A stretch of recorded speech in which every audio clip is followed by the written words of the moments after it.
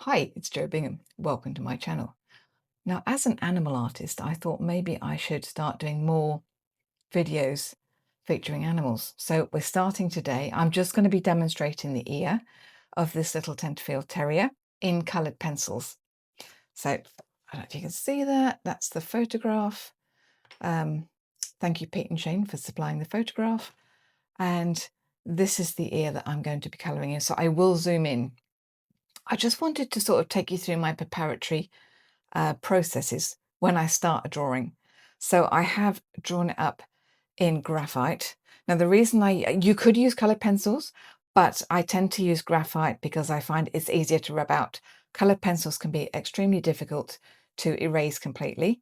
So this is easily erasable as my colored pencils go over the top. Once you're happy with your drawing, you then have to sort of look at the photograph. So this is the ear that I'm going to draw. You look at the photograph and you think, okay, let's try and match all the colors. So I chose, these are 6 of my colors that I chose. So I looked at the ear and then I looked at my pencils that I've got and sort of chose 6 that I think I may need.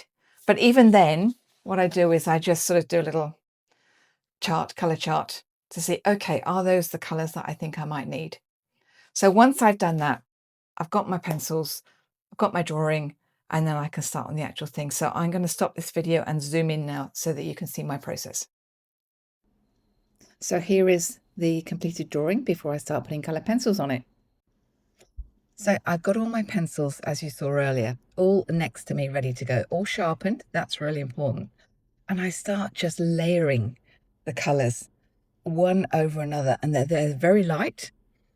And I always like to, you'll see on here where I've darkened the outside of the ear.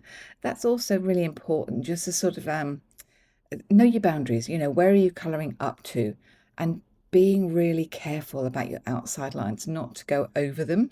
I do a couple of times and you'll see me get the rubber out and there we go, take that colour out. But otherwise, all I'm doing at this point is building those colours up.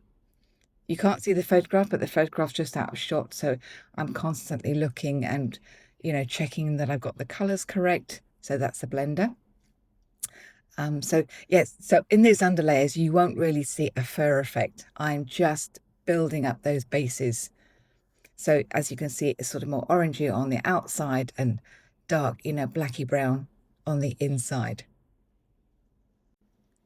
So as I continue with layering the colors, not only is the ear actually getting darker, but the pressure I'm using is slowly increasing.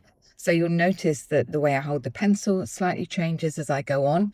When I first start, it was sort of like halfway up the pencil, but then as I continue to draw, you'll notice I'm using it more like a pen. So I'm, you know, it's moving up the pencil. So doing that enables you to actually increase pressure and be slightly more accurate in your line when you're coloring.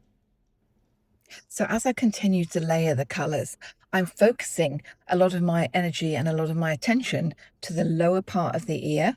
So that's really quite a sort of strong orangey brown. And obviously then you've got those, those rich browns and blacks in the middle. So I'm using a walnut brown and black as well. And the blue you would have seen coming in there. But we need to retain that nice light line at the upper side of the ear, because that way, you know, it looks real.